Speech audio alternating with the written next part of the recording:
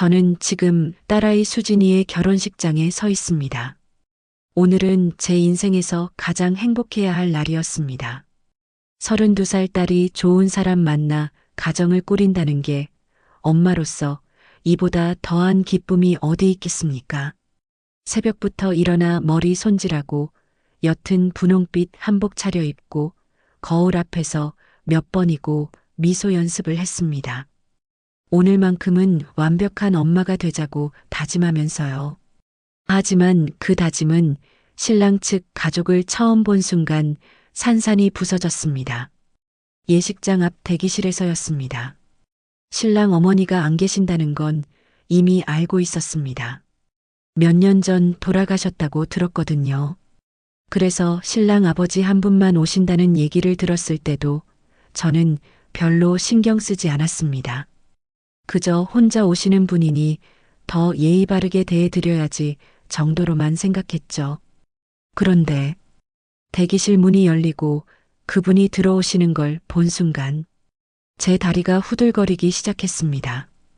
깔끔한 차콜, 그레이 양복을 입은 남자, 은발이 섞인 머리를 단정하게 넘긴 모습, 주름이 늘었지만 여전히 또렷한 이목구비, 그리고 무엇보다 저를 처음 본 순간 딱 멈춰서서 눈을 깜빡이던 그 표정, 민호였습니다. 김민호. 제가 25살 때 제 인생을 송두리째 흔들어 놓았던 바로 그 사람. 안녕하세요. 처음 뵙겠습니다. 신랑 아버지 김민호입니다. 그는 제게 공손하게 고개를 숙이며 인사했습니다. 목소리는 차분했지만 저는 알 수 있었습니다. 그의 손끝이 미세하게 떨리고 있다는 걸, 저를 바라보는 눈빛 속에 30년 전 그날 밤의 흔적이 여전히 남아있다는 걸. 처음 뵙겠습니다. 신부 어머니 정연입니다. 저는 억지로 미소를 지으며 악수를 청했습니다. 그의 손이 제 손을 감싸는 순간 온몸에 전류가 흐르는 것 같았습니다. 따뜻하고 거칠고 익숙한 그 감촉. 저는 황급히 손을 빼냈습니다. 어머, 신랑 아버님 혼자 오셨네요. 힘드셨겠어요. 옆에서 남편이 밝게 웃으며 말을 건넸습니다. 남편은 아무것도 모릅니다. 제가 지금 얼마나 무너지고 있는지, 제 심장이 얼마나 요동치고 있는지. 아닙니다. 오늘 같은 좋은 날에 함께할 수 있어서 영광입니다. 민호는 남편에게도 정중하게 인사했습니다. 그리고 다시 살짝 제 쪽을 쳐다봤습니다. 찰나였지만 그 눈빛 속에는 당신도 나처럼 놀랐나요? 라는 물음이 담겨 있었습니다. 저는 고개를 돌렸습니다. 예식이 시작되고 저는 객석 맨 앞줄에 앉았습니다. 하지만 단 한 번도 집중할 수가 없었습니다. 사회자의 멘트도, 주례 선생님의 축사도, 심지어 제 딸이 버질로드를 걸어 들어오는 순간조차도 제 눈은 자꾸만 신랑 측 자리로 향했습니다. 민호는 거기 앉아 있었습니다. 똑바로 앞을 보고 있었지만 그의 옆 얼굴은 긴장으로 굳어 있었습니다. 손은 무릎 위에 가지런히 올려놓았지만 엄지손가락이 자꾸만 까딱거렸습니다. 저는 그 버릇을 압니다. 긴장하면 엄지손가락을 움직이는 버릇. 30년이 지났는데도 여전히 남아있더군요. 괜찮아요? 옆에서 남편이 작은 목소리로 물었습니다. 괜찮아요. 그냥 감격스러워서요. 저는 얼른 눈가를 손수건으로 닦았습니다. 거짓말은 아니었습니다. 정말로 눈물이 났으니까요. 다만 그 이유가 남편이 생각하는 것과는 전혀 달랐을 뿐입니다. 예식이 끝나고 패백 시간이 되었습니다. 양가 부모가 마주 앉는 자리. 저는 이 순간이 두려웠습니다. 민호와 가까이 앉아야 한다는 것. 그와 눈을 마주쳐야 한다는 것. 그리고 무엇보다 제 안에서 꿈틀거리는 이 묘한 감정을 억눌러야 한다는 것. 사회자의 안내에 따라 저는 남편과 함께 자리에 앉았습니다. 그리고 민호가 저희 맞은편에 앉았습니다. 불과 1미터도 안 되는 거리, 패백상을 사이에 두고 우리는 마주보게 되었습니다. 수진이와 나무가 함께 들어왔습니다. 환한 미소를 띤 얼굴로 저희에게 큰 절을 올렸습니다. 사랑하는 우리 딸.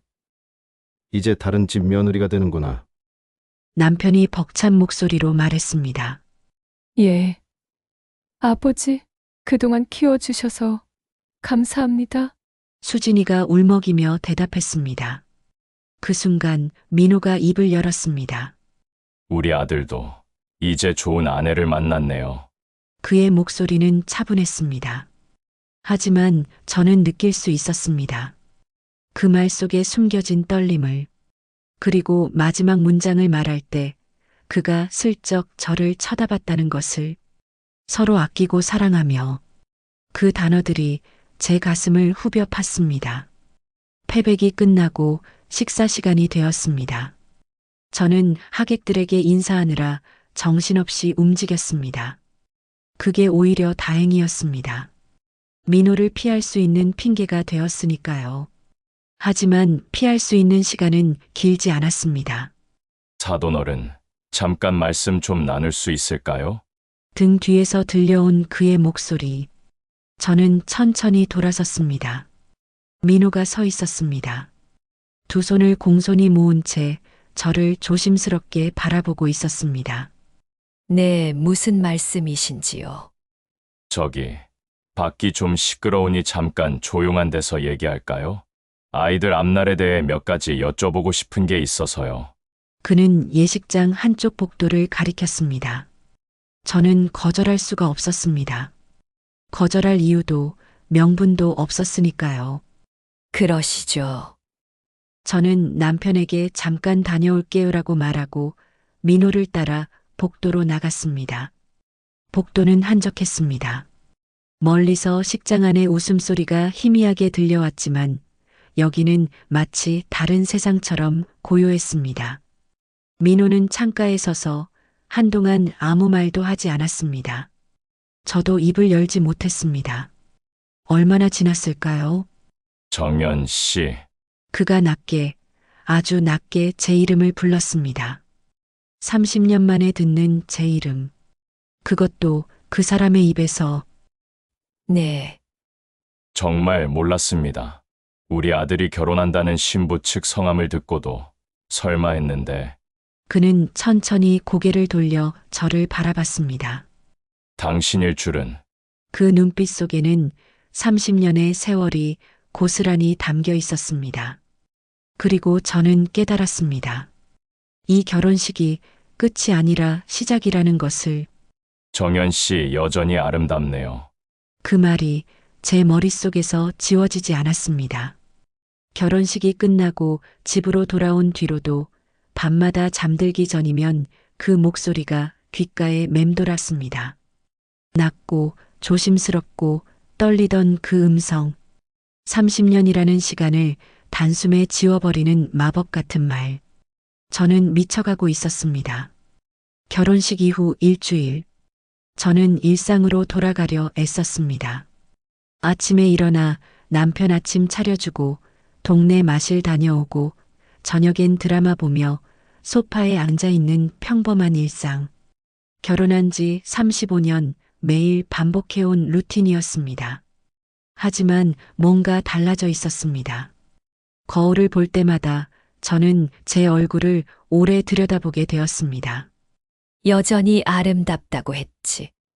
주름진 눈가를, 처진 볼살을, 희끗희끗 섞인 머리카락을 보면서도 이상하게 민호의 그 말이 자꾸 떠올랐습니다. 그리고 저도 모르게 화장을 더 정성스럽게 하게 되었습니다. 여보, 오늘 어디 나가? 남편이 물었습니다. 아니, 그냥 동네 마트 갈 건데. 마트 가는데 립스틱까지 바르러 가네? 남편은 웃으며 말했습니다. 의심하는 투가 아니었습니다. 그저 신기하다는 듯한 가벼운 농담이었죠. 하지만 저는 가슴이 철렁했습니다. 내가 지금 뭘 하고 있는 거지? 립스틱을 바른 손이 미세하게 떨렸습니다. 그날 오후였습니다. 마트에서 장을 보고 나오는데 누군가 제 이름을 불렀습니다. 정연 씨, 그 목소리. 저는 얼어붙었습니다. 천천히 고개를 돌리니 민호가 서 있었습니다. 청바지에 흰색 셔츠를 입은 차림. 손에는 장바구니를 들고 있었습니다. 사돈 어른, 저는 황급히 인사했습니다. 하지만 제 목소리는 어색하게 떨렸습니다. 준비되지 않은 만남이었으니까요. 근처에 사세요? 그가 물었습니다. 네, 여기서 차로 10분 정도 거리예요. 사돈 어른은요? 저도 비슷합니다. 이 동네 아파트에 사는데 오늘 장 보러 나왔다가 그는 잠시 말을 멈췄습니다. 그리고 조심스럽게 덧붙였습니다. 우연히 뵙게 되네요. 우연. 정말 우연이었을까요? 그의 눈빛은 우연치고는 너무 확신에 차 있었습니다. 그러게요. 이 넓은 동네에서 이렇게 마주치다니. 저는 어색하게 웃으며 장바구니를 들어 올렸습니다. 그럼 저는 이만. 정연 씨, 그가 다시 제 이름을 불렀습니다. 이번엔 더 낮게, 더 조심스럽게. 저는 걸음을 멈췄습니다. 혹시 커피 한 잔 하실 수 있으세요? 정신을 차려보니 저는 근처 카페에 앉아 있었습니다. 어떻게 여기까지 왔는지 정확히 기억나지 않습니다. 그저 민호가 잠깐만 앉아서 얘기할까요? 라고 했고 저는 고개를 끄덕였고 그렇게 우리는 나란히 걸어 이 카페까지 왔습니다. 테이블 위에 아메리카노 2잔이 놓였습니다. 민호는 커피를 한 모금 마시고 천천히 입을 열었습니다. 결혼식 날 이후로 잠을 잘 못 잤습니다. 저는 대답하지 않았습니다. 당신을 다시 본다는 게 이렇게 힘든 일인 줄 몰랐어요. 그의 목소리는 차분했지만 손끝은 떨리고 있었습니다. 사돈 어른, 민호라고 불러주세요. 제발. 그가 저를 똑바로 바라봤습니다. 우리 사이에 사돈이라는 말은 너무 잔인합니다. 저는 숨이 막혔습니다. 안 돼요. 우린 이제 정말로 사돈 사이예요. 우리 아이들이 결혼했잖아요. 알아요. 알고 있어요. 그래서 더 미치겠습니다. 그는 쓴웃음을 지었습니다. 30년 만에 당신을 다시 만났는데 하필이면 이런 식으로 만나다니. 저는 커피잔을 꽉 쥐었습니다. 따뜻한 온기가 손바닥으로 전해졌지만 제 마음은 얼어붙어 있었습니다. 사돈 아니, 민호 씨. 우리 이러면 안 돼요. 알아요. 그날 일은 이미 끝난 일이에요. 30년 전 일이잖아요. 끝났나요? 그가 조용히 물었습니다. 정연 씨, 당신에게는 정말 끝난 일인가요? 저는 대답할 수 없었습니다. 카페를 나와 저는 비틀거리며 집으로 돌아왔습니다. 현관문을 열고 들어서는데 남편이 거실 소파에 앉아 있었습니다. 왔어? 장 보는데 오래 걸렸네? 응, 마트가 좀 붐볐어. 저는 장바구니를 부엌에 내려놓으며 대답했습니다. 근데 얼굴이 왜 그래? 어디 아파? 남편이 걱정스럽게 물었습니다. 아니, 괜찮아. 그냥 좀 더워서 그래. 거짓말이었습니다. 저는 아프지 않았습니다. 단지 무너지고 있었을 뿐입니다. 그날 밤, 저는 침대에 누워서도 잠들지 못했습니다. 옆에선 남편이 코를 골며 깊이 잠들어 있었습니다. 35년을 함께 산 남자. 성실하고 착하고 저를 사랑하는 사람. 하지만 오늘 저는 그 남자를 배신했습니다. 다른 남자와 카페에 앉아 옛날 감정을 되새겼으니까요. 나 지금 뭐 하는 거야? 저는 눈을 감았습니다. 하지만 눈을 감을수록 민호의 얼굴이 더 선명하게 떠올랐습니다. 끝났나요? 당신에게는 정말 끝난 일인가요? 그 질문이 제 가슴을 후벼 팠습니다. 다음 날 아침 핸드폰에 문자가 한 통 와 있었습니다. 발신자 김민호. 어제는 실례했습니다. 하지만 거짓말은 하고 싶지 않아서 솔직하게 말씀드립니다. 당신을 다시 만나서 기쁩니다. 그리고 보고 싶습니다. 저는 핸드폰을 떨어뜨릴 뻔했습니다. 손이 부들부들 떨렸습니다. 지워야 해. 당장 지워야 해. 하지만 저는 그 문자를 지우지 못했습니다. 대신 몇 번이고 그 문장을 읽고 또 읽었습니다.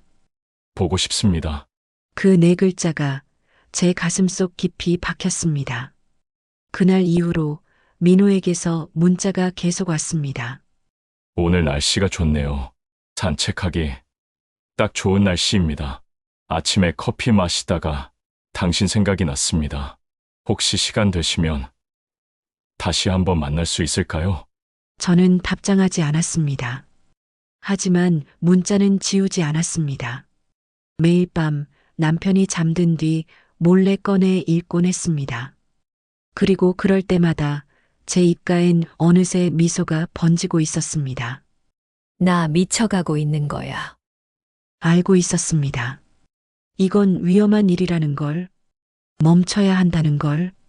하지만 멈출 수가 없었습니다. 일주일 뒤, 저는 결국 민호에게 답장을 보냈습니다. 내일 오후 2시 그 카페에서 뵐게요. 문자를 보내고 저는 핸드폰을 품에 꼭 안았습니다. 심장이 미친 듯이 뛰었습니다. 두렵고 떨리고 그러면서도 설레었습니다. 이러면 안 되는데. 머리로는 알고 있었습니다. 하지만 가슴은 이미 다른 쪽을 향해 뛰고 있었습니다. 다음 날 오후, 저는 거울 앞에서 한참을 망설였습니다. 무슨 옷을 입을까? 화장은 어느 정도 할까? 향수는 뿌릴까 말까? 그러다 문득 정신이 들었습니다. 내가 지금 뭐 하는 거지? 데이트라도 나가는 것처럼. 하지만 손은 이미 립스틱을 집어들고 있었습니다. 연한 핑크빛 립스틱. 남편 앞에서는 한 번도 바른 적 없는 색이었습니다. 다녀올게요. 현관문을 나서는 저를 보며 남편이 물었습니다. 어디가? 친구 만나러요. 또 거짓말이었습니다. 남편은 그래, 잘 다녀와라고 웃으며 말했습니다. 그 웃음이 제 가슴을 찔렀습니다. 카페에 도착했습니다. 민호는 이미 와 있었습니다. 창가 자리에 앉아 문을 바라보고 있다가 제가 들어서자 벌떡 일어났습니다. 오셨네요. 네. 저는 그의 맞은편에 앉았습니다. 테이블 위로 그의 손이 보였습니다. 크고 주름지고 세월의 흔적이 역력한 손. 하지만 여전히 제가 기억하는 그 손이었습니다. 정연 씨, 그가 조심스럽게 말했습니다. 저 그날 이후로 하고 싶은 말이 너무 많았습니다. 30년 동안 당신 생각 안 한 날이 없었어요. 그의 목소리가 떨렸습니다. 결혼하고 애 낳고 살면서도 항상 마음 한구석엔 당신이 있었습니다. 저는 고개를 들 수 없었습니다. 저도 제 입에서 저도 모르게 말이 흘러나왔습니다. 그랬어요. 그 순간 카페 문이 열렸습니다. 그리고 익숙한 목소리가 들렸습니다. 엄마? 저는 얼어붙었습니다. 천천히 고개를 돌리니 딸 수진이가 서 있었습니다. 눈이 휘둥그레진 채 저와 민호를 번갈아 보고 있었습니다. 엄마 여기서 뭐 하세요? 그리고 시아버님? 수진이의 목소리가 카페 안에 울려 퍼졌습니다. 그 순간 시간이 멈춘 것 같았습니다. 저는 벌떡 일어났습니다. 너무 급하게 일어나는 바람에 의자가 뒤로 넘어갈 뻔했습니다. 민호도 황급히 자리에서 일어났습니다. 수진아, 제 목소리는 떨렸습니다. 우연히 시아버님을 만나서 그냥 차 한잔 하고 있었어. 거짓말이었습니다. 우연이 아니었으니까요. 수진이는 저를 빤히 쳐다봤습니다. 그 눈빛이 제 거짓말을 꿰뚫어 보는 것 같았습니다. 우연이요? 그래. 마트 갔다가 시아버님 만나서 그래서 같이. 엄마, 립스틱 바르셨네요. 수진이의 말에 저는 숨이 멎었습니다. 엄마 평소에 동네 나갈 때 립스틱 안 바르시잖아요. 그냥 오늘 기분이 좋았어. 그래요? 그럼 다행이네요. 수진이는 의미심장한 미소를 지었습니다. 의심하는 건지 아니면 정말 모르는 건지 알 수 없는 표정이었습니다. 저도 친구 만나러 왔다가 엄마 보여서 인사드리려고요. 그럼 천천히 계세요. 수진이는 가볍게 인사하고 카페 안쪽으로 걸어갔습니다. 하지만 한 번, 딱 한 번, 뒤돌아서 저를 쳐다봤습니다. 그 눈빛이 제 등골을 서늘하게 만들었습니다. 카페를 나와 저는 휘청거렸습니다. 정연 씨, 괜찮으세요? 민호가 제 팔을 잡으려 했지만 저는 뿌리쳤습니다. 손 떼세요! 목소리가 너무 컸습니다. 지나가던 사람들이 저희를 쳐다봤습니다. 저는 고개를 숙이고 빠르게 걸었습니다. 민호가 뒤따라왔습니다. 정연 씨, 진정하세요. 그냥 차 마시는 거밖에. 그게 문제예요! 저는 멈춰서서 민호를 돌아봤습니다. 우리가 차 마시는 것 자체가 문제라고요! 우린 그러면 안 되는 사이잖아요! 민호는 아무 말도 하지 못했습니다. 저는 숨을 몰아쉬며 말했습니다. 다신 연락하지 마세요. 오늘로 끝입니다. 그리고 돌아섰습니다. 하지만 걸음을 떼기도 전에 민호의 목소리가 들렸습니다. 정연 씨, 그날 이후로 행복했나요? 저는 멈춰섰습니다. 30년 동안 단 한 번이라도 진짜 행복했던 적 있나요? 그 질문이 제 가슴을 후벼 팠습니다. 저는 대답하지 못했습니다. 대답할 수 없었습니다. 그저 고개를 떨구고 그 자리를 벗어났습니다. 집으로 돌아와 저는 화장실에 들어가 문을 잠갔습니다. 거울 속 제 얼굴을 봤습니다. 번진 립스틱, 흐트러진 머리, 그리고 눈가에 맺힌 눈물. 저는 세면대를 움켜잡았습니다. 사실은 알고 있었습니다. 단 한 번도 진심으로 행복했던 적이 없었다는 걸. 남편은 좋은 사람이었습니다. 성실하고 착하고 가족을 위해 평생 헌신한 사람이었죠. 하지만 사랑은 아니었습니다. 적어도 민호와 느꼈던 그 불타는 감정과는 달랐습니다. 괜찮아? 문 밖에서 남편의 목소리가 들렸습니다. 응, 괜찮아. 그냥 좀 피곤했어. 어디 아프면 말해. 내가 약 사다 줄게. 아니야, 괜찮아. 걱정 마. 문 밖에서 남편의 발소리가 멀어졌습니다. 저는 바닥에 주저앉았습니다. 하지만 그 미안함보다 더 큰 건 민호를 향한 그리움이었습니다. 그날 밤 핸드폰이 울렸습니다. 문자였습니다. 발신자 김민호. 오늘 놀라게 해서 죄송합니다. 하지만 한 가지만 기억해 주세요. 제게 당신은 여전히 세상에서 가장 아름다운 사람입니다. 저는 핸드폰을 꺼야 한다는 걸 알고 있었습니다. 하지만 손가락은 이미 답장을 쓰고 있었습니다. 저도 당신이 보고 싶었어요. 전송 버튼을 누르는 순간 제 안에 있던 마지막 방어선이 무너졌습니다. 그 뒤로 우리는 매일 문자를 주고받았습니다. 아침에 눈 뜨면 민호의 문자가 와 있었고 밤에 잠들기 전엔 제가 민호에게 문자를 보냈습니다. 오늘 날씨가 좋네요. 산책이라도 같이 할 수 있으면 좋을 텐데. 저도 그러고 싶어요. 하지만 우린 조심해야 해요. 알아요. 하지만 당신 생각을 멈출 수가 없어요. 저도요. 문자를 주고받을 때마다 제 가슴은 25살 때처럼 설렜습니다. 손끝이 떨리고 심장이 두근거리고 입가엔 저도 모르게 미소가 번졌습니다. 이 나이에 이런 설렘이 있을 줄이야.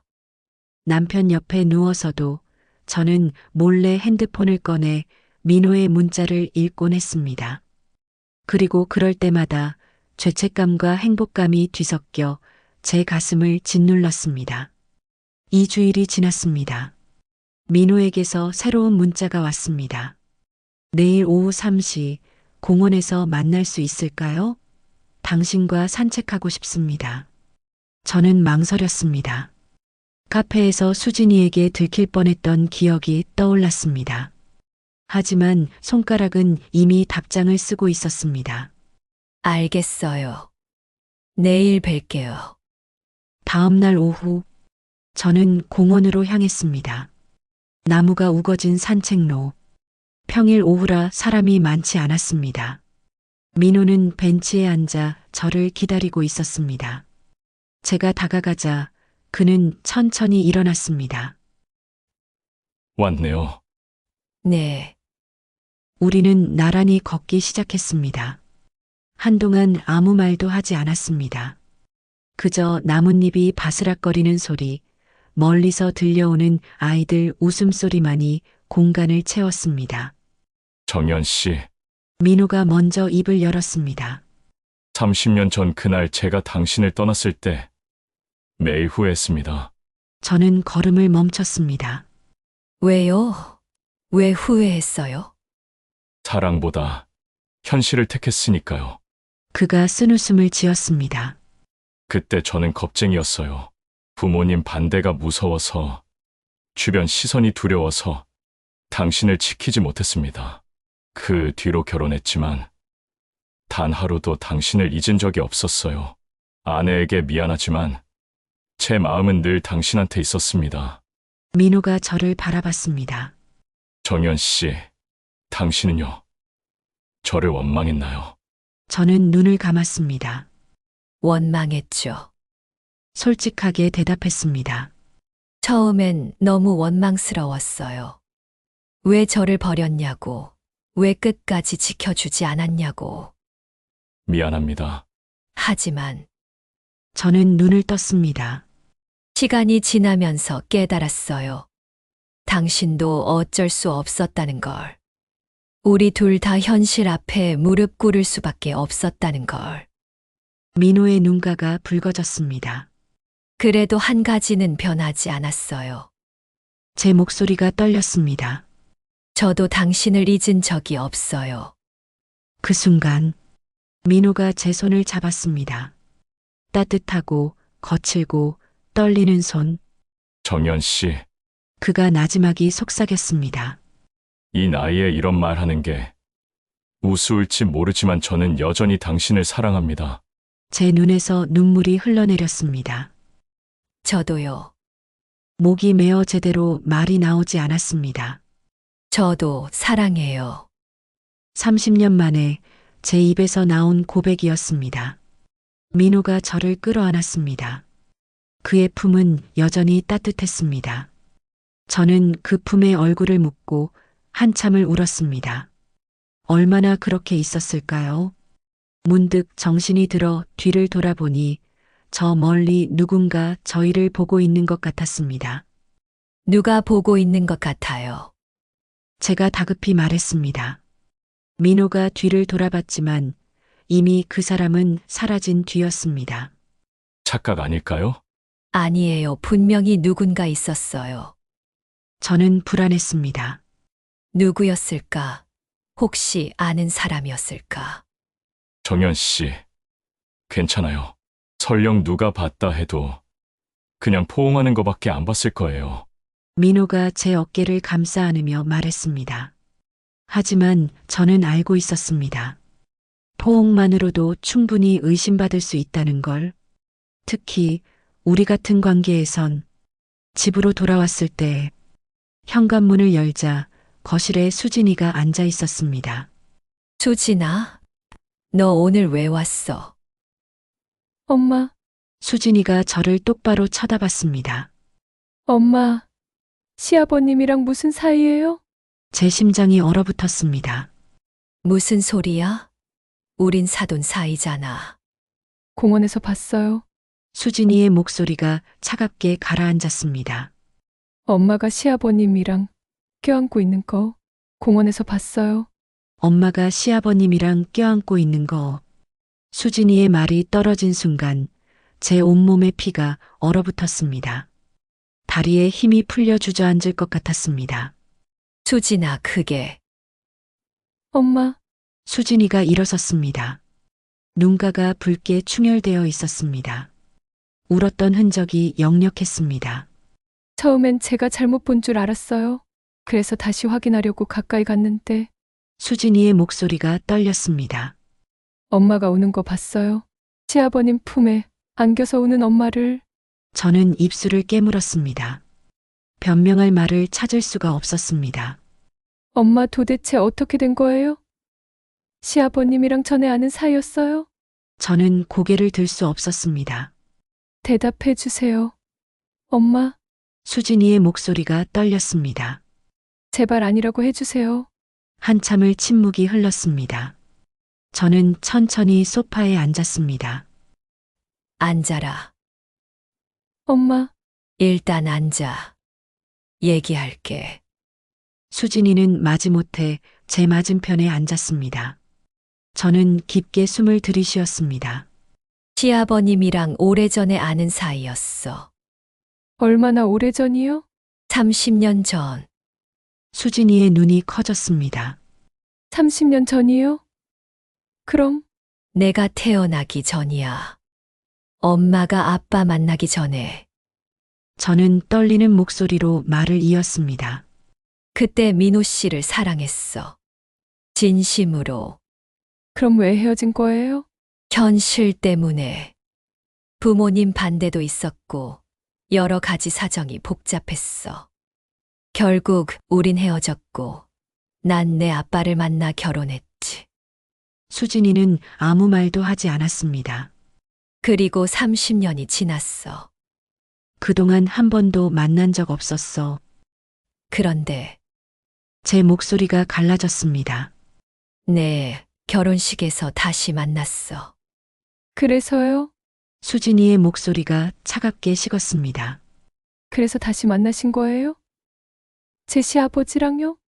수진아, 엄마, 그분은 이제 제 시아버지예요. 제 남편의 아버지라고요. 수진이의 목소리가 높아졌습니다. 어떻게 그럴 수 있어요? 저는 대답할 수 없었습니다. 아빠는 아세요? 수진이가 조용히 물었습니다. 저는 고개를 저었습니다. 아빠는 모르셔. 그럼 나무는요? 제 남편은 알아요? 그것도 모를 거야. 수진이는 두 손으로 얼굴을 감쌌습니다. 미치겠네. 정말 미치겠어. 수진아, 엄마가 엄마, 저 어떡해요? 수진이가 얼굴을 들었습니다. 눈물이 뺨을 타고 흘러내렸습니다. 저 이제 어떻게 시아버님 얼굴 보고 살아요? 어떻게 명절 때 같이 앉아서 밥 먹어요? 그 말이 제 가슴을 후벼 팠습니다. 미안해, 정말 미안해. 미안하다고 해결돼요? 수진이가 소리쳤습니다. 엄마가 지금 저한테 뭘 한 건지 알아요? 제 가정을 송두리째 흔든 거예요. 저는 고개를 떨구었습니다. 수진이의 말이 맞았습니다. 저는 제 욕망 때문에 딸의 가정을 망가뜨리고 있었습니다. 그날 밤, 수진이는 집에 가지 않고 저희 집에서 잤습니다. 남편은 딸이 왜 갑자기 온 거야? 라고 물었지만 저는 그냥 엄마 보고 싶었대라고 얼버무렸습니다. 침실에 누워서도 저는 잠들 수 없었습니다. 옆에서 남편은 깊이 잠들어 있었습니다. 35년을 함께한 남자. 성실하고 착하고 한 번도 저를 의심한 적 없는 사람. 여보, 미안해요. 속으로 중얼거렸지만 목소리는 나오지 않았습니다. 핸드폰이 진동했습니다. 문자였습니다. 발신자 김민호. 오늘 무사히 집에 가셨나요? 걱정되어 연락드립니다. 저는 문자를 보고 한참을 망설였습니다. 그리고 천천히 답장을 썼습니다. 딸이 알았어요. 우리가 껴안는 거 봤대요. 곧바로 답장이 왔습니다. 뭐라고요? 수진이가 공원에서 우릴 봤어요. 지금 우리 집에 와서 자고 있어요. 죄송합니다. 제 잘못입니다. 제가 조심했어야 했는데, 저는 핸드폰을 꺼야 한다는 걸 알고 있었습니다. 하지만 손가락은 이미 답장을 쓰고 있었습니다. 당신 잘못이 아니에요. 우리 둘 다 조심하지 못했어요. 정연 씨, 이제 어떻게 하죠? 그 질문에 저는 대답할 수 없었습니다. 어떻게 해야 할까요? 멈춰야 할까요? 아니면 다음 날 아침, 수진이는 아침도 먹지 않고 집으로 돌아갔습니다. 엄마, 앞으로 시아버님이랑 절대 둘이 만나지 마세요. 현관문을 나서며 수진이가 차갑게 말했습니다. 만약 다시 만나시면 저도 어떻게 할지 모르겠어요. 그 말이 무슨 뜻인지 저는 알고 있었습니다. 아빠한테 말하겠다는 뜻이었습니다. 알았어. 저는 고개를 끄덕였습니다. 수진이는 돌아서 걸어갔습니다. 하지만 약속을 지킬 수 없었습니다. 사흘 뒤 민호에게서 전화가 왔습니다. 정연 씨, 꼭 만나야 할 것 같습니다. 이대로 끝낼 수는 없어요. 하지만 수진이가 알아요. 하지만 제발, 딱 한 번만 만나주세요. 마지막일지도 모르니까. 마지막. 그 단어가 제 가슴을 쥐어짰습니다. 어디서요? 제 집으로 오시겠어요? 아무도 없습니다. 아들도 출근했고, 조용히 얘기할 수 있어요. 제 집. 그곳에 가는 건 위험했습니다.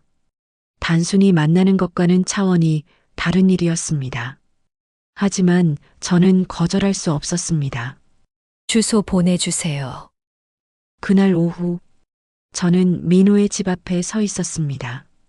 고급 아파트 단지, 깔끔하게 정돈된 로비, 엘리베이터를 타고 12층에 내렸습니다. 1203호. 초인종을 누르는 제 손이 떨렸습니다. 문이 열렸습니다. 민호가 서 있었습니다. 들어오세요. 저는 천천히 안으로 들어갔습니다. 현관을 지나 거실로 들어서는 순간 제 심장이 미친 듯이 뛰기 시작했습니다. 이건 선을 넘는 일이었습니다. 자, 드릴까요? 민호가 물었습니다. 아니요, 괜찮아요. 저는 소파에 앉았습니다. 민호도 제 옆에 앉았습니다. 불과 몇십 센티미터 떨어진 거리. 가까웠습니다. 너무 가까웠습니다. 정연 씨, 민호가 조심스럽게 말했습니다. 저희 아들한테도 얘기해야 할까요? 뭐라고요? 우리 관계요. 30년 전 일을. 저는 고개를 저었습니다. 안 돼요. 절대로. 나무한테 알려지면 수진이가 더 힘들어질 거예요. 그럼 우린 어떻게 해야 하죠?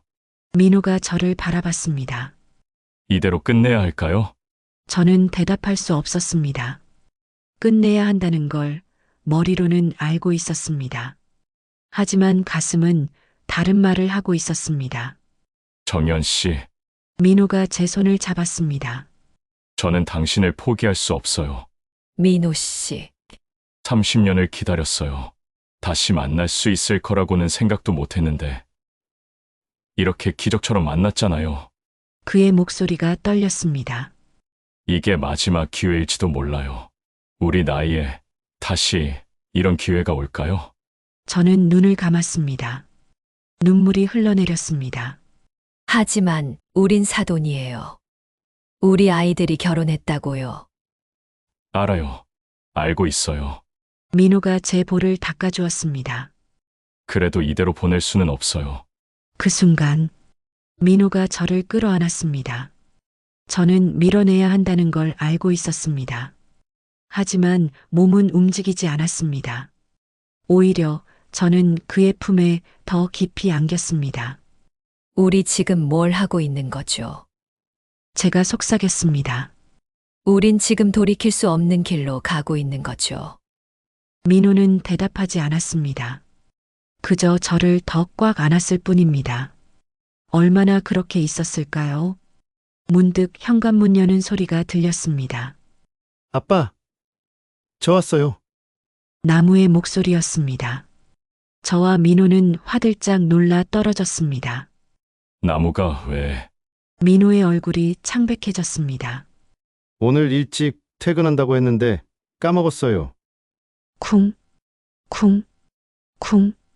복도를 걸어오는 발소리. 거실 문이 열렸습니다. 나무가 서 있었습니다.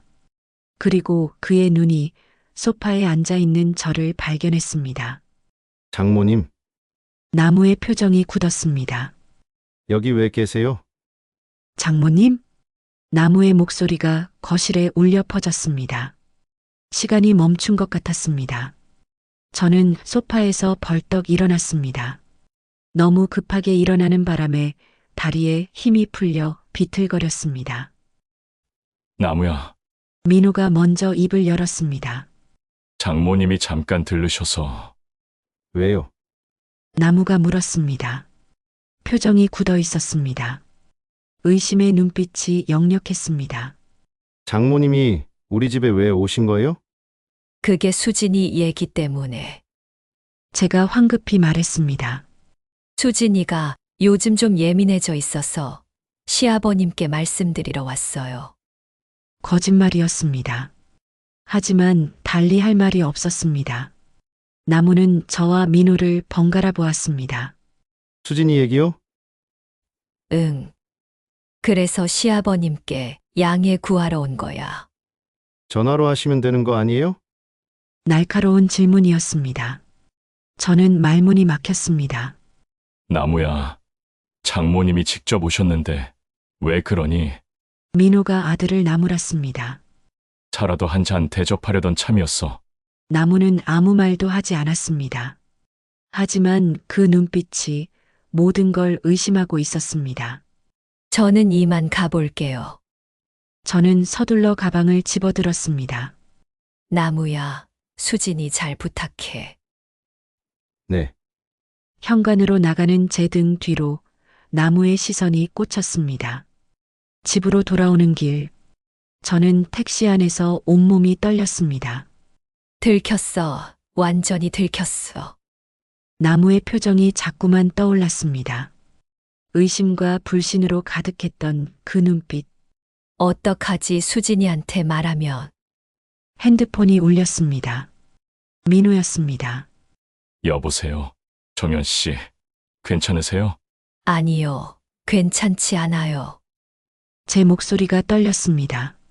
나무가 분명히 의심하고 있어요. 수진이한테 말할 거예요.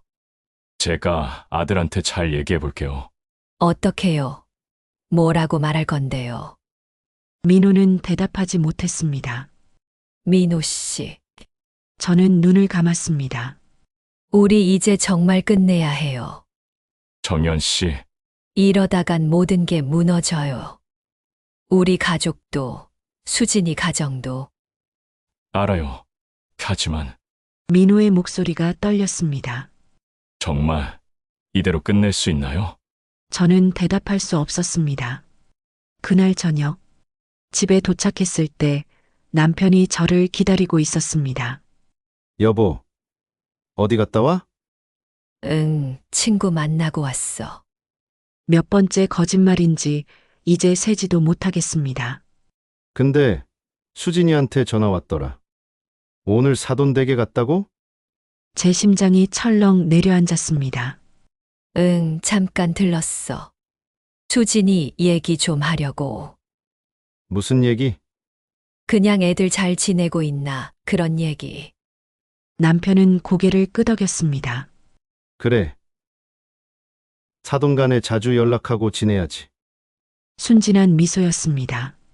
아무것도 모르는 너무나 순진한 미소. 그 미소가 제 가슴을 찔렀습니다. 여보, 미안해요. 정말 미안해요. 그날 밤, 잠들지 못하고 뒤척이고 있는데 핸드폰에 문자가 왔습니다. 발신자 수진. 엄마, 나무한테 들었어요? 오늘 시아버지 댁에 갔다고요? 제가 뭐라고 했죠? 절대 둘이 만나지 말라고 했잖아요. 손이 떨렸습니다. 수진아, 미안해. 하지만 너 걱정해서 시아버님께 말씀드리러 간 거야. 거짓말하지 마세요. 나무가 이상하다고 했어요. 엄마 표정이 너무 당황스러워 보였대요. 엄마, 경고할게요. 다시 한 번만 더 그러시면 저 아빠한테 말할 거예요. 정말로. 저는 핸드폰을 침대 옆에 내려놓았습니다. 눈물이 흘러내렸습니다. 그래, 끝내야 해. 이제 정말 끝내야 해. 하지만 이틀 뒤 민호에게서 전화가 왔습니다. 정연 씨, 내일 저녁에 만날 수 있을까요? 안 돼요. 우리 이제 만나면 안 돼요. 알아요. 하지만 딱 한 번만 마지막으로 마지막. 또 그 단어였습니다. 제발 딱 한 번만 만나주세요. 제대로 작별 인사도 못하고 끝낼 순 없잖아요. 저는 한참을 망설였습니다. 어디서요? 호텔 라운지는 어때요? 사람들 많아서 안전할 거예요. 호텔. 그 단어가 제 가슴을 두근거리게 만들었습니다. 알겠어요. 시간 보내주세요. 다음 날 저녁, 저는 호텔 라운지에 앉아 있었습니다. 고급스러운 인테리어, 은은한 조명, 멀리서 들려오는 피아노 선율. 민호가 들어왔습니다. 검은색 재킷을 입은 모습, 평소보다 더 신경 써서 옷을 입은 게 보였습니다. 왔네요. 네, 그는 제 맞은편에 앉았습니다. 웨이터가 와인 리스트를 건넸습니다. 레드 와인 2잔 주세요. 민호가 주문했습니다. 와인이 나왔습니다. 우리는 한참 동안 말없이 와인만 마셨습니다. 정연 씨, 민호가 먼저 입을 열었습니다. 30년 전 그날 제가 당신을 떠났을 때 한 말 기억하세요? 저는 고개를 끄덕였습니다. 언젠가 다시 만날 수 있을 거야라고 했죠. 네, 그리고 정말로 다시 만났어요. 민호가 쓴웃음을 지었습니다. 하지만 이렇게 만날 줄은 몰랐어요. 우리 아이들이 결혼해서 이렇게 꼬여버린 관계요. 운명의 장난인가 봐요. 저는 와인잔을 들어 올렸습니다. 아니면 버린지도 모르죠. 30년 전 우리가 지은 죄에 대한 죄, 사랑했던 게 죄였던 거 아닐까요?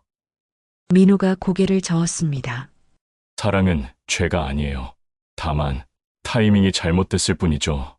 그 말이 제 가슴을 울렸습니다. 와인 2병을 비웠습니다. 저는 취기가 올라왔습니다. 민호 씨, 네, 후회하세요? 30년 전 일. 민호는 잠시 생각하다가 대답했습니다. 후회해요. 매일매일 후회했어요. 무엇을요? 당신을 지키지 못한 것을. 그의 눈빛이 흔들렸습니다. 만약 그때 용기를 냈더라면, 부모님 반대를 무릅쓰고 당신과 함께 했더라면, 우린 행복했을까요? 모르죠. 하지만 적어도 민호가 제 손을 잡았습니다. 지금보다는 후회하지 않았을 거예요. 그 손의 온기가 제 온몸으로 퍼져나갔습니다.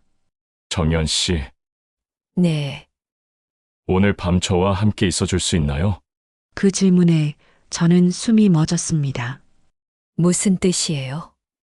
그냥 조금 더 함께 있고 싶어요. 마지막일지도 모르니까. 저는 알고 있었습니다. 이건 단순히 함께 있는 것 이상의 의미라는 걸, 선을 넘는 일이라는 걸. 하지만 제 입에서는 다른 대답이 나왔습니다.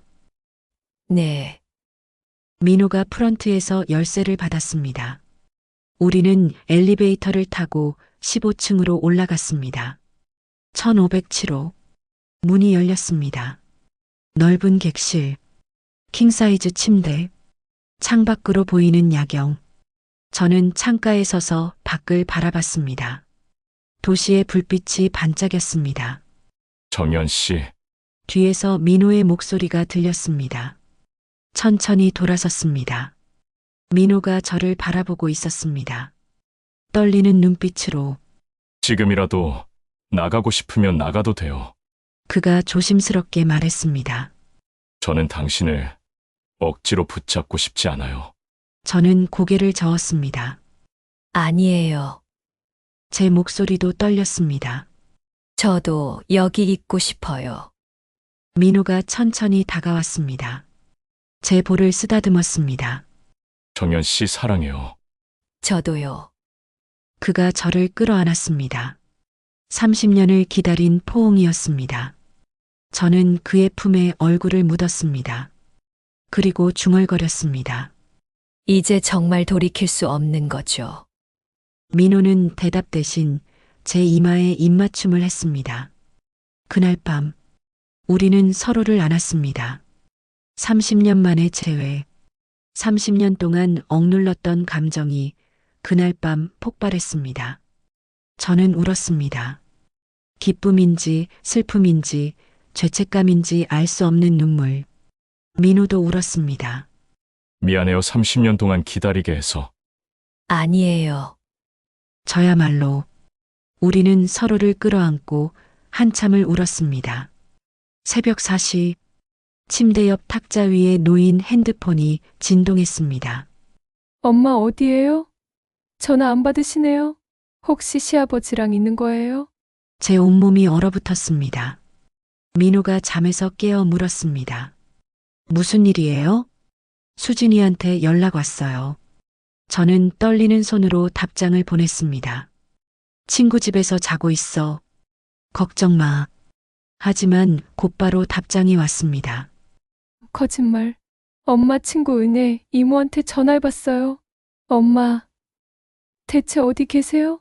저는 핸드폰을 내려놓았습니다. 민호가 제 어깨를 안았습니다. 어떡하죠? 제가 떨리는 목소리로 물었습니다. 우리 이제 어떡해요? 제 눈에서 눈물이 흘러내렸습니다. 해가 뜨기 시작했습니다. 창밖으로 새벽 하늘이 붉게 물들었습니다. 저는 호텔 창가에 서서 그 풍경을 바라봤습니다. 이제 정말 전쟁이 시작되는구나. 뒤에서 민호가 다가와 저를 껴안았습니다. 무서워요. 제가 속삭였습니다. 앞으로 어떻게 될지 너무 무서워요. 저도 무서워요. 민호가 제 귓가에 속삭였습니다. 하지만 함께라면 이겨낼 수 있을 거예요. 그 말이 저에게 용기를 주었습니다. 호텔을 나와 택시를 탔습니다. 30년 만에 다시 만난 사랑. 그와 함께했던 시간. 하지만 꿈은 끝났습니다. 이제 현실을 마주해야 했습니다. 핸드폰에 부재중 전화가 17통이나 쌓여 있었습니다. 수진 11통, 남편 6통. 손이 떨렸습니다. 집 앞에 도착했습니다. 현관문을 열고 들어서는 순간 거실에 남편이 서 있었습니다. 그리고 옆에는 수진이가 있었습니다. 여보, 남편의 목소리가 차갑게 가라앉아 있었습니다. 어디 갔다 왔어? 엄마, 수진이가 일어섰습니다. 눈이 빨갛게 충혈되어 있었습니다. 밤새 운 흔적이 역력했습니다. 어젯밤에 어디 계셨어요? 저는 입술을 깨물었습니다. 친구 집에 거짓말. 수진이가 소리쳤습니다. 은혜 이모한테도 전화했고 경희 이모한테도 전화했어요. 아무도 몰랐어요. 남편의 표정이 굳어졌습니다. 정연아, 대체 무슨 일이야? 저는 대답할 수 없었습니다. 엄마, 시아버지랑 있었죠? 수진이의 목소리가 떨렸습니다. 그렇죠? 침묵이 흘렀습니다. 그리고 저는 천천히 고개를 끄덕였습니다. 응.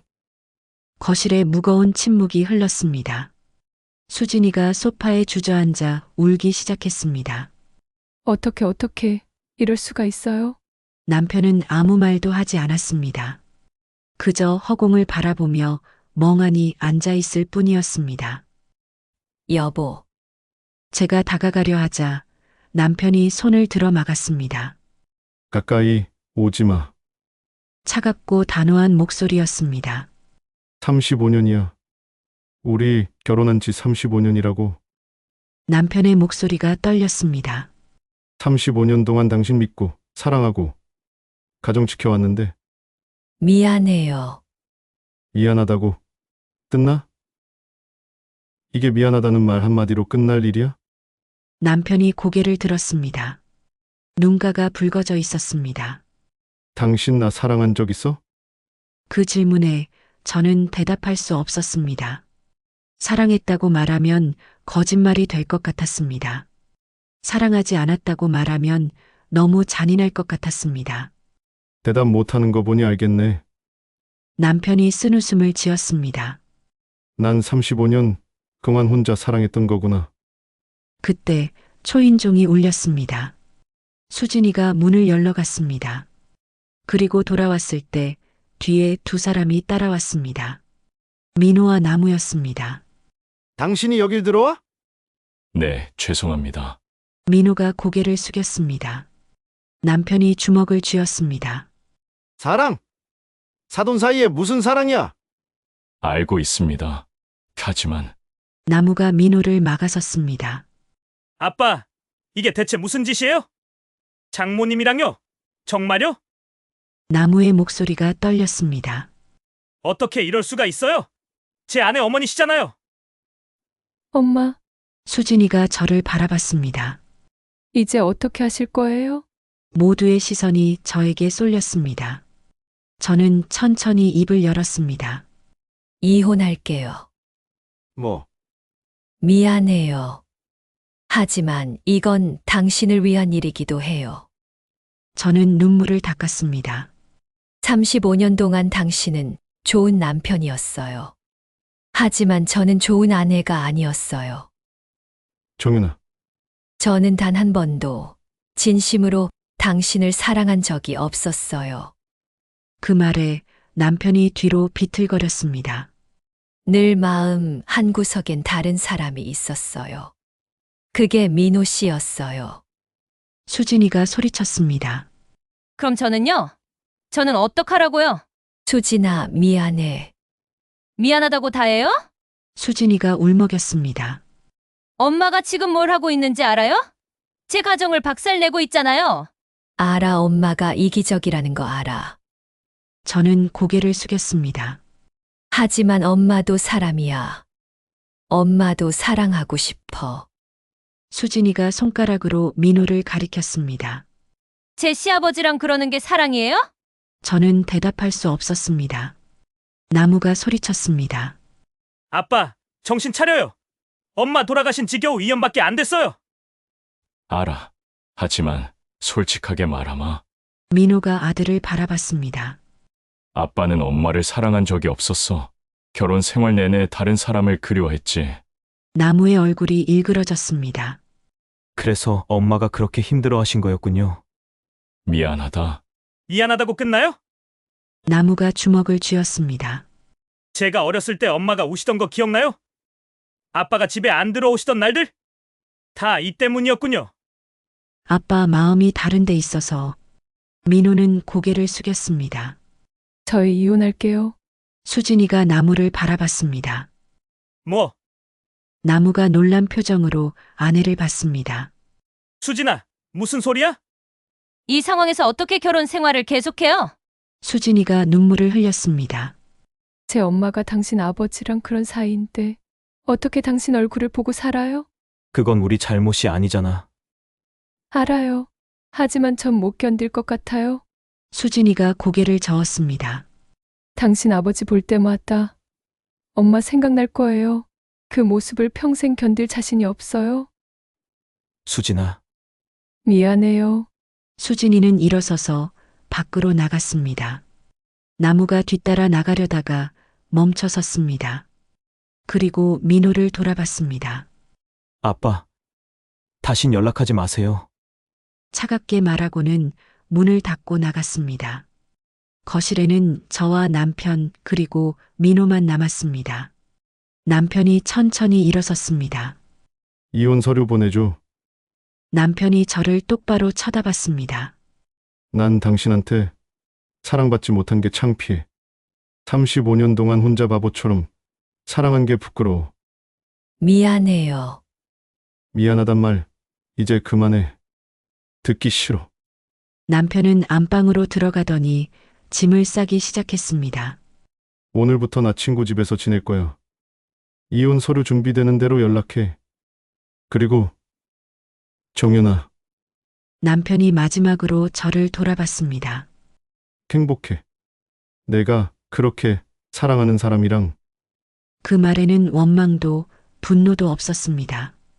그저 슬픔만이 가득했습니다. 문이 닫혔습니다. 35년의 결혼 생활이 그렇게 끝났습니다. 이혼 서류에 도장을 찍었습니다. 이혼 소식은 삽시간에 퍼졌습니다. 동네 사람들이 수군거리기 시작했습니다. 마트에 가면 사람들이 저를 피했습니다. 전에는 반갑게 인사하던 이웃들이 이제는 고개를 돌렸습니다. 어떤 사람은 대놓고 수군거렸습니다. 그 말들이 제 등에 칼처럼 꽂혔습니다. 하지만 가장 힘든 건 수진이었습니다. 딸은 저에게 단 한 통의 전화도 문자도 보내지 않았습니다. 석 달이 지났습니다.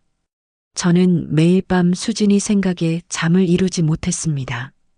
수진아, 엄마가 미안해. 그러던 어느 날 수진이에게서 문자가 왔습니다. 엄마, 토요일 오후 2시에 아빠 산소 앞에서 만나요. 남편의 산소. 아니, 이제는 전 남편이라고 해야겠죠. 남편은 이혼 후 2달 만에 심장마비로 세상을 떠났습니다. 장례식장에서 저는 멀리서만 지켜봤습니다. 수진이가 저를 보자마자 돌아섰으니까요. 토요일 오후, 산소는 한적한 야산에 있었습니다. 멀리서 수진이가 보였습니다. 검은색 옷을 입고 무덤 앞에 앉아 있었습니다. 돌아가시기 전에 말씀하셨어요. 수진이가 조용히 말했습니다. 엄마를 용서하라고. 제 눈에서 눈물이 흘러내렸습니다. 마지막까지 엄마 걱정하셨어요. 엄마가 세상에 혼자 남겨질까봐. 전 엄마를 용서할 수가 없었어요. 아빠를 배신하고 저를 버리고 시아버지랑 도망간 엄마를. 하지만 아빠가 돌아가시고 나서 생각했어요. 수진이의 목소리가 떨렸습니다. 만약 엄마가 계속 아빠랑 살았다면 행복했을까? 저는 고개를 들었습니다. 아빠는 행복하셨을 거예요. 엄마를 사랑하셨으니까. 하지만 엄마는요? 수진이가 눈물을 닦았습니다. 엄마는 평생 불행했겠죠. 사랑하지 않는 사람과 사는 게 얼마나 고통스러운지 이제는 알 것 같아요. 저도 나무랑 헤어졌어요. 제 심장이 철렁했습니다. 뭐라고? 이혼했어요. 한 달 전에. 수진이가 쓴웃음을 지었습니다. 시아버지 얼굴 볼 때마다 엄마 생각이 났어요. 그게 너무 힘들었어요. 수진아, 미안해. 엄마 때문에. 아니에요. 수진이가 고개를 저었습니다. 어차피 우리도 사랑해서 결혼한 건 아니었거든요. 뭐, 그냥 나이 차서 조건 맞아서 결혼한 거였어요. 엄마처럼 사랑 때문에 가슴 뛰는 결혼은 아니었어요. 수진이가 저를 바라봤습니다. 그러니까 엄마를 원망할 자격이 없는 것 같아요. 저도 사랑 없이 결혼했는데. 한참 동안 우리는 말없이 앉아 있었습니다. 바람이 불어왔습니다. 엄마는 후회해요? 그분 선택한 거? 저는 천천히 대답했습니다. 후회해. 매일매일 후회해. 그럼 왜? 하지만 동시에 후회하지 않아. 저는 하늘을 올려다봤습니다. 이게 무슨 말인지 알겠니? 후회하면서도 후회하지 않는다는 게. 잘 모르겠어요. 사랑이라는 게 그래. 저는 쓴웃음을 지었습니다. 모든 걸 망가뜨리면서도 그 사랑을 포기할 수 없어. 이기적인 거 알면서도. 수진이는 아무 말도 하지 않았습니다. 수진아, 엄마는 이기적인 사람이야. 나쁜 엄마고. 하지만 한 가지만은 알아줘. 엄마가 너를 사랑한 건 진심이었어. 지금도 사랑해. 수진이의 눈에서 눈물이 흘러내렸습니다. 저도 엄마 사랑해요. 그 말에 저는 무너졌습니다. 수진이를 끌어안았습니다. 모녀는 서로를 껴안고 한참을 울었습니다. 그날 저녁, 수진이와 저는 함께 밥을 먹었습니다. 3달 만의 식사였습니다. 엄마, 그분은 어떻게 지내세요? 요즘 자주 못 봐. 왜요? 싸우셨어요? 저는 고개를 저었습니다. 아니, 그냥 조심하고 있어. 아직 세상 시선이 곱지 않았어. 그래도 같이 사시는 거 아니에요? 아니, 따로 살아. 수진이가 눈을 크게 떴습니다. 엄마, 그럼 뭐 하려고 이혼하신 거예요? 사랑한다면서요? 그 사람 선택한다면서요? 저는 대답할 수 없었습니다. 사실은 민호와 저 사이에도 균열이 생기고 있었습니다. 처음엔 뜨거웠던 사랑이 현실 앞에서 조금씩 식어가고 있었습니다. 주변의 비난, 자식들의 원망, 경제적 어려움, 그 모든 게 우리를 짓눌렀습니다. 그날 밤, 민호에게서 전화가 왔습니다. 정연 씨, 만날 수 있을까요? 지금요. 네, 할 말이 있어서요. 불길한 예감이 들었습니다. 카페에서 만났습니다. 민호는 평소와 달리 피곤해 보였습니다. 무슨 일이에요? 정연 씨, 민호가 말을 꺼내기 힘들어했습니다. 우리 이러면 안 될 것 같아요. 제 심장이 멈추는 것 같았습니다. 무슨 뜻이에요? 우린 실수했어요. 민호가 고개를 숙였습니다. 사랑한다고 해서 모든 게 해결되는 게 아니었어요. 민호 씨, 당신도 힘들잖아요. 주변 시선도, 딸과의 관계도, 그렇긴 하지만 저도 마찬가지예요. 아들이 저를 증오해요. 제 친구들도 등을 돌렸고요. 민호가 저를 바라봤습니다. 우리 너무 많은 걸 잃었어요. 사랑 하나 얻으려고. 저는 눈물을 참았습니다. 그럼 어쩌자는 거예요? 헤어지자는 게 아니에요. 민호가 제 손을 잡았습니다. 다만 시간이 필요할 것 같아요. 서로에게. 시간이요. 네, 각자 삶을 정리하고 상처받은 사람들을 치유하고 민호의 목소리가 떨렸습니다. 그리고 나서 다시 시작하는 거예요. 제대로. 저는 알고 있었습니다. 이게 사실상 이별 선언이라는 걸. 얼마나요? 얼마나 기다려야 해요? 모르겠어요. 1년 아니면 더 오래 걸릴 수도 있어요. 민호가 제 손을 꽉 쥐었습니다. 하지만 기다려줄 수 있나요? 저는 천천히 고개를 끄덕였습니다. 네. 기다릴게요. 카페를 나와 집으로 걸어갔습니다. 밤하늘에 별이 떠 있었습니다. 30년을 기다렸던 사랑. 모든 걸 버리고 선택했던 사랑. 하지만 그 사랑은 현실 앞에서 무너지고 있었습니다. 다음 날 아침, 수진이에게서 전화가 왔습니다. 엄마, 저 이번 주말에 놀러 갈게요. 혼자 계실까봐. 걱정돼서요. 그 말에 눈물이 났습니다. 전화를 끊고 저는 창밖을 바라봤습니다. 모든 걸 잃었다고 생각했는데 딸이 돌아왔습니다. 그것만으로도 살아갈 이유는 되는 것 같았습니다. 3년이 지났습니다. 세월은 참 빠르게 흘러갑니다. 수진이는 가끔 찾아옵니다. 엄마, 괜찮으세요? 올 때마다 묻는 질문입니다. 괜찮아. 여기 공기도 좋고 조용해서 좋더라. 거짓말은 아닙니다. 정말로 이곳은 평화롭습니다. 다만 너무 고독할 뿐입니다. 엄마, 혼자 사시지 말고 서울로 올라오세요. 제가 모실게요. 아니야. 엄마는 여기가 편해. 저는 항상 같은 대답을 합니다. 제 선택의 대가는 제가 혼자 치러야 한다고 생각합니다. 그 이름을 떠올릴 때마다 가슴 한구석이 저립니다. 시간이 필요하다고 했던 그날 이후 우리는 단 한 번도 만나지 않았습니다. 처음 6개월은 가끔 문자를 주고받았습니다. 하지만 문자는 점점 뜸해졌습니다. 한 달에 한 번, 석 달에 한 번, 그리고 이제는 아예 오지 않습니다. 마지막 문자가 온 게 1년 전입니다. 정연 씨, 행복하세요. 그게 제 마지막 바람입니다. 저는 그 문자에 답장하지 않았습니다.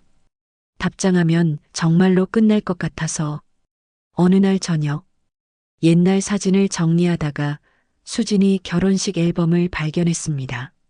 하얀 드레스를 입은 수진이, 단정한 양복을 입은 나무, 그리고 뒤편에 서 있는 저와 민호. 사진 속 우리는 웃고 있었습니다. 아무것도 모른 채 저는 사진을 오래 들여다봤습니다. 그리고 조용히 중얼거렸습니다. 그날로 돌아갈 수 있다면 어떻게 했을까? 대답은 나오지 않았습니다. 그날 밤, 저는 오랜만에 민호에게 문자를 보냈습니다. 민호 씨, 잘 지내시죠? 문득 궁금해서 연락드립니다. 답장이 올지 확신할 수 없었습니다. 하지만 30분 뒤 핸드폰이 울렸습니다. 정연 씨, 잘 지내고 있습니다. 오랜만에 연락 주셔서 반갑습니다. 가슴이 두근거렸습니다. 요즘 어떻게 지내세요? 그냥 평범하게 살고 있어요. 매일 산책하고 책 읽고 그렇게 지냅니다. 저도 그래요. 비슷하게 살고 있어요. 한동안 문자가 오가지 않았습니다. 그러다 민호에게서 다시 문자가 왔습니다. 정연 씨, 후회하세요? 하지만 이번에는 확실하게 대답할 수 있었습니다. 네, 후회해요. 많이요. 저도 그래요. 하지만 이상하게도 동시에 후회하지 않아요. 저도요. 우리는 같은 마음이었습니다. 정연 씨, 만날 수 있을까요? 민호의 문자에 저는 한참을 망설였습니다.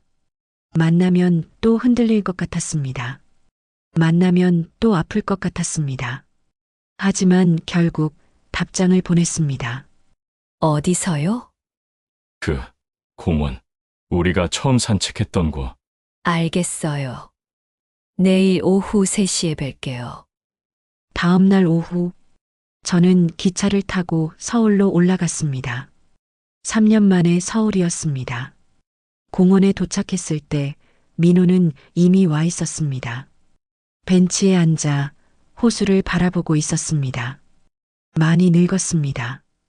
머리는 더 휘어졌고 등은 더 굽어졌습니다. 하지만 여전히 제가 사랑했던 그 사람이었습니다. 민호 씨, 그가 돌아봤습니다. 그리고 천천히 일어났습니다. 정연 씨, 오랜만이에요. 네. 오랜만이에요. 우리는 어색하게 악수를 나눴습니다. 3년 전에는 서로를 껴안았는데 지금은 악수조차 어색했습니다. 벤치에 나란히 앉았습니다. 한참 동안 아무 말도 하지 않았습니다. 민호 씨, 네, 우리 실패했죠. 민호는 천천히 고개를 끄덕였습니다. 네, 실패했어요. 왜 실패했을까요? 사랑이 부족해서는 아니었어요. 민호가 호수를 바라보며 말했습니다. 다만, 현실이 너무 무거웠죠. 맞아요. 저도 고개를 끄덕였습니다. 사랑만으로는 안 되더라고요. 주변 사람들, 세상의 시선, 그 모든 게 우릴 짓눌렀죠. 그래도 민호가 저를 돌아봤습니다. 후회하지는 않아요. 당신을 사랑한 거. 저도요. 저는 그의 눈을 바라봤습니다. 당신을 사랑한 건 제 인생에서 가장 뜨거웠던 순간이었어요. 정연 씨, 네, 행복하세요? 민호가 조심스럽게 물었습니다. 저는 잠시 생각했습니다. 행복하지는 않아요. 하지만 저는 하늘을 올려다봤습니다. 평화로워요. 그게 지금 제게는 중요해요. 민호가 고개를 끄덕였습니다. 저도 그래요. 행복하진 않지만 평화로워요. 우리는 다시 침묵했습니다. 그리고 그 침묵이 전혀 불편하지 않았습니다. 해가 지기 시작했습니다. 노을이 호수 위에 붉게 물들었습니다. 이제 가봐야 할 것 같아요. 저는 일어섰습니다. 민호도 일어났습니다. 정연 씨, 네, 다시 만날 수 있을까요? 저는 고개를 저었습니다. 아니요. 이게 마지막이에요. 왜요? 우린 이미 각자의 삶으로 돌아갔잖아요. 그게 맞는 것 같아요. 민호는 슬픈 미소를 지었습니다. 그래도 당신을 만날 수 있어서 행복했어요. 저도요. 저는 그에게 다가가 마지막 포옹을 했습니다. 3년 만의 포옹이자 마지막 포옹이었습니다. 안녕히 계세요. 민호 씨. 당신도 행복하세요. 저는 돌아서 걸었습니다. 뒤돌아보지 않았습니다. 뒤돌아보면 무너질 것 같았으니까요. 기차에 몸을 실었습니다. 창밖으로 서울의 불빛이 멀어졌습니다. 핸드폰을 꺼냈습니다. 민호의 번호를 찾았습니다. 그리고 삭제했습니다. 이제 정말로 끝입니다. 눈물이 흘러내렸습니다. 하지만 동시에 마음 한구석이 가벼워지는 것 같았습니다. 집으로 돌아왔습니다. 작은 전원주택. 혼자 사는 이 집이 이제는 익숙합니다. 거실에 불을 켜고 창문을 열었습니다. 시원한 바람이 들어왔습니다. 수진이 결혼식 앨범을 꺼냈습니다. 그리고 마당으로 나갔습니다. 오래된 드럼통에 불을 피웠습니다. 앨범을 한 장 한 장 찢어 불 속에 던졌습니다. 사진들이 타올랐습니다. 연기가 피어올랐습니다.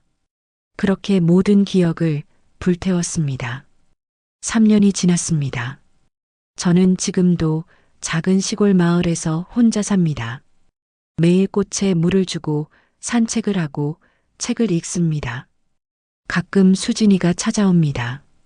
그것만으로도 충분합니다. 민호는 다시 만나지 않았습니다. 아마 평생 만나지 않을 것입니다. 하지만 가끔 그를 떠올립니다. 가슴속 깊은 곳에 그날의 설렘, 그날의 눈물, 그날의 사랑, 모두 다.